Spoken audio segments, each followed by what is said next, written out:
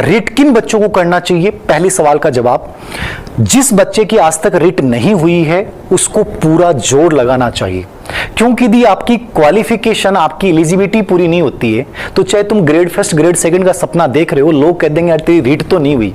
Confidence आता है इन चीजों से। इसलिए मैं फिर कह रहा हूं सीरियसली, यदि तुम अभी तक तुम्हारा रीट क्लियर नहीं है 2022 वाला, तो आपको रीट को बहुत अच्छे से देना चाहिए, नुकसान कुछ नहीं होगा। मान के चलेंगे अपन दिसंबर तक ग्रेड फर्स्ट ग्रेड सेकंड के विज्ञापन आ जाएंगे, डीपीसी की प्रक्रिया पूरी होती है, जैसे रिट का कहीं लग ही नहीं रहा था और अचानक से इन्होंने दे दी, ऐसे ही आती हैं चीजें।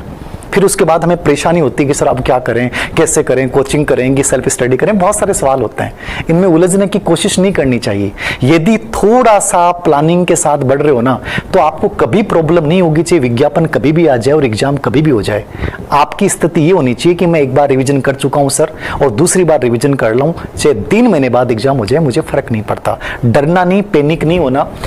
रीट यदि अभी तक आपने नहीं दी है तो ये 90 दिन आपके अस्तित्व की लड़ाई मान के और इसमें पूरा अपने आप को झोंकिए।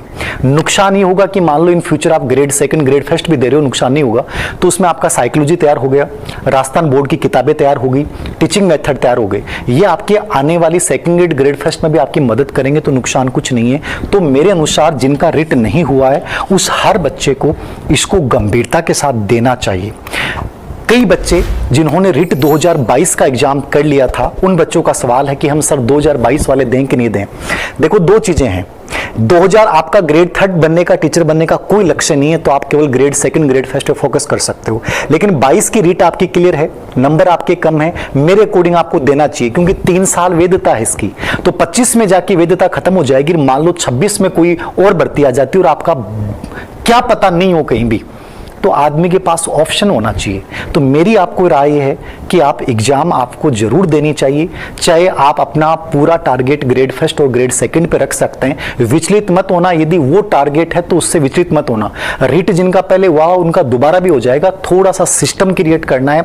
अनावश्यक पैनिक हो जाओगे, सर वो कर लें, ऑनलाइन क्लास ऑफलाइन क्लास ये कर लें, परेशान होने की जरूरत नहीं है। सेल्फ स्टडी से भी तुम रीट आराम से 2 महीने की तैयारी से निकाल सकते हो।